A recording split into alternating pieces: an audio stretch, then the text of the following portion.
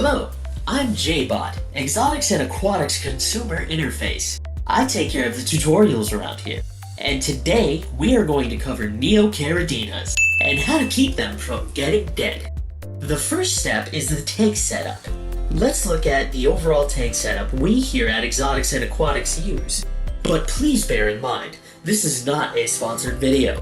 These products are simply what we found best to work for us. First is the substrate. We use EcoComplete, as it helps jumpstart a tank's nitrogen cycle, has minimum influence on pH, and plants love to dig in and just thrive in it. As for Fluval shrimp stratum and Brightwell substrates, they aren't everything they're cracked up to be. Unless you're keeping Taiwan bees or a subgenus that requires a low pH, EcoComplete works just fine. Second on the list are plants. And the best part is, there is only one rule to this. Do not keep plants that require copper as part of their nutritional needs, as copper kills invertebrates, including shrimp.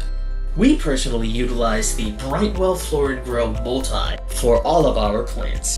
We know we knock the substrate, but the plant fertilizer is absolutely amazing, and it's safe for our shrimpy buddies. Not to mention, with technology nowadays, it is very easy to find out what type of aquatic plants require what nutrients. You are also going to want to make sure you have enough plants to help keep the water oxygenated, as well as being able to provide beneficial infusoria, or microscopic thingies that the shrimp can eat.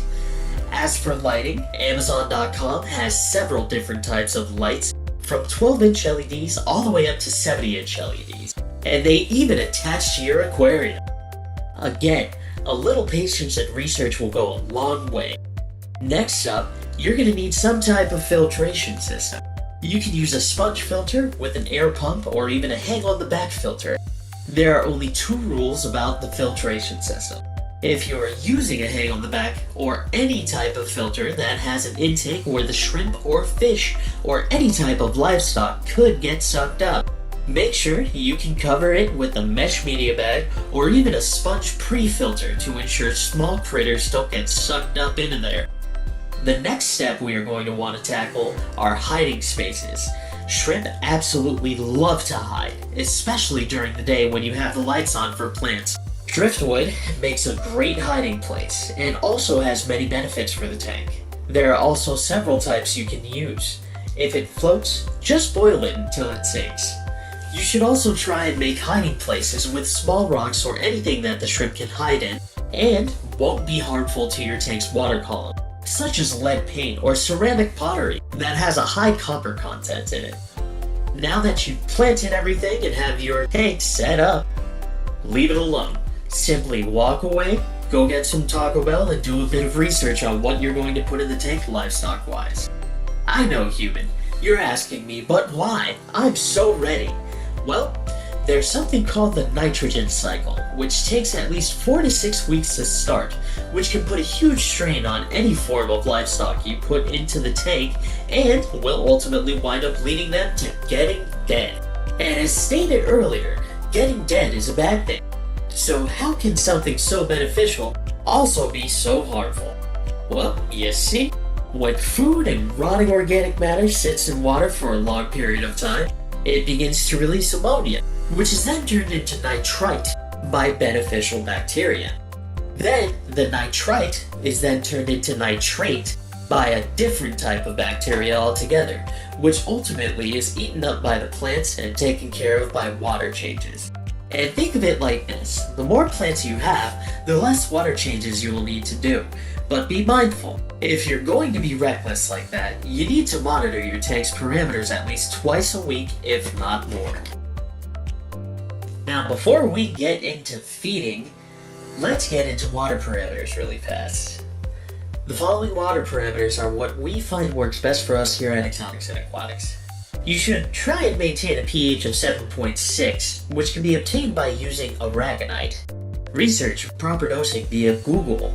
You should try and maintain a GH of 9 to 14, a KH of 4 to 6, a TDS or total dissolved solids of 260 to 400, and a temperature of 73 to 74 degrees Fahrenheit. If you are new to the hobby, I strongly suggest you learn how to acclimate your shrimp properly. Please see the link in the description below to a video that can help with that. Now let's go over feeding. We here at Exotics and Aquatics feed a variety of foods, including shrimp snacks, especially their crowder mix. We also feed tetracolored granules as well as frozen bloodworms. The amount you should feed is whatever is enough for them to fully consume within 2 hours. Try and leave an open space in the tank so you can aim for it. That way your food can land there and make cleanup further down the road a breeze. We normally try to feed our shrimp closer to nighttime as they are nocturnal. So long as you feed them a varied diet and keep an eye on their water parameters, you should be able to keep these guys and several types of pretty looking fishies glitching with joy. That basically covers everything you need to know. If you enjoyed the video and or found us helpful, please subscribe and press the bell icon.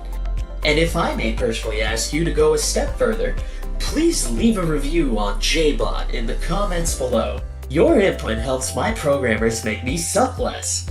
Take care, and remember humans, wash your hands.